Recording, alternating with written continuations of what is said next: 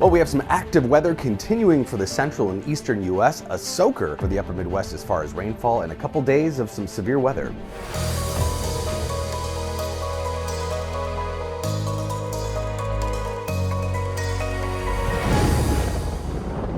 So quite a bit of rain is set to fall here across the central U.S. into parts of the east too. We've got a big storm system, big spring storm system that's going to have severe weather on the southern end today, Oklahoma into Missouri and Arkansas, and on the northern end, a lot of just plain old rain in areas that were hot and dry and windy last week. Not this morning though. Freezing temperatures in far northern Minnesota. The heat is really going to be confined to the south here this week. That's where temperatures will be above normal. A lot of 90s out there, even triple digits in Texas. Well, the northern states that were pretty warm last week, 80s and 90s, are going to be significantly cooler, below normal temperatures today across the western and northern U.S. into the northeast.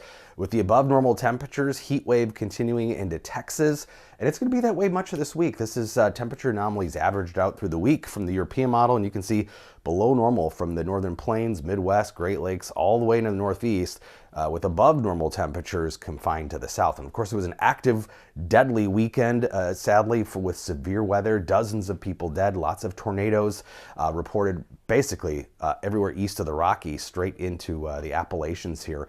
And we've got more severe weather, unfortunately, with that unusually cool air to the north and the heat to the south. Moderate risk today, eastern Oklahoma into southwest Arkansas, or southwestern Missouri, western Arkansas. And then tomorrow, the severe focus shifts to Tennessee, northern Mississippi, and Alabama. Both days, potential tornado days too. So as we mentioned, on the northern end, it's going to be plain old rain and lots of it. We're going to be measuring it in inches across the northern U.S. and then severe storms on the southern end. Once we get past that storm system though, relatively quiet for most of us the rest of the week, with just a couple of clusters of thunderstorms for parts of the southern and central plains. So today, that moderate risk, as we mentioned, eastern Oklahoma, we could be looking at some pretty strong tornadoes, long track, significant tornadoes today, large hail and high winds too. Winds in the atmosphere will be a good crossover section for potential tornadoes.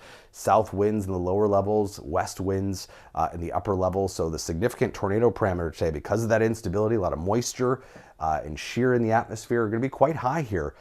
Eastern Oklahoma into Arkansas and Missouri. So we're going to be looking at that potential for tornadoes and also just damaging wind gusts from these storms. Several different severe wind gusts scattered throughout Oklahoma, southern Kansas into western Arkansas and Missouri here from the high resolution rapid refresh model. So here's storms popping across Oklahoma into eastern Kansas and Arkansas late this afternoon. And then those storms will kind of mold together here into a line of storms that will produce some high winds and large hail. Tomorrow, again, that focus shifts a little further east. Northern Mississippi, Alabama, western Kentucky, and Tennessee. Of course, Kentucky already had a dangerous turn with severe storms over the weekend. And we will be looking for potential tornadic storms again here, popping up into Texas or western Tennessee, Kentucky, and then especially northern Mississippi and Alabama. I think we could see some pretty nasty storms developing late tomorrow afternoon. And then that cool front will kind of stall out just north of Florida.